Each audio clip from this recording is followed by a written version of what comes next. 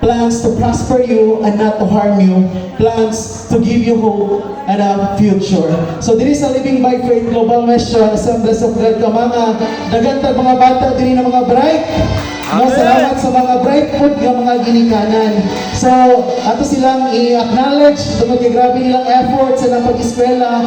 Nakadawat din sila ang mga lain-lain ng mga awards, no? So, akong tawagon, no, ang ngalan, once tawagon ang ngalan, wadi diri sa pulpit. Okay. So first, John Mike P. Bravo. At ang palakpakan ng next, isa man.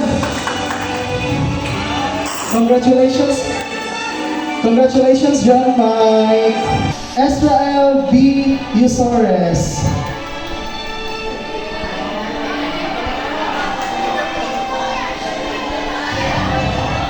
Kindergarten, so grade 1 academic awardees. And conduct award. Wow! Grabe Ethan. Grabe ta. Di basta-basta Next, Angel Rose Yapak, grade 1 academic awardees and conduct award. Palapagay po ninyo mga mama. Hindi po ito nagpaso ang inyong palakpak. Uy, conduct awards. Grabe lingling ay. And academic awardees. Oh, aper po ka? Next, Aiden Rain D. Haujan with honors, grade 3 academic awardees and conduct awards.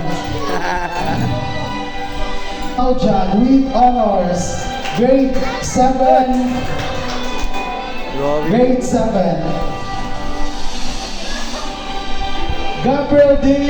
Torres with honors, grade 4, best in mathematics. Best in mathematics.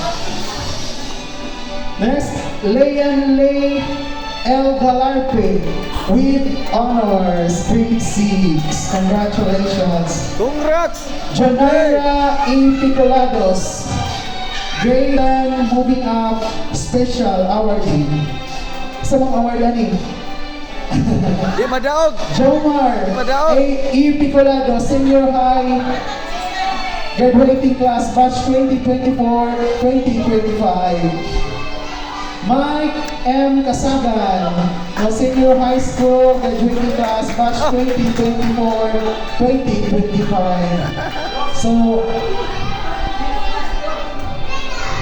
these are our talented na mga batanon diri sa Living by Faith Global Mission Assembly of God ka mga. Itong palakpakan mga igsawan!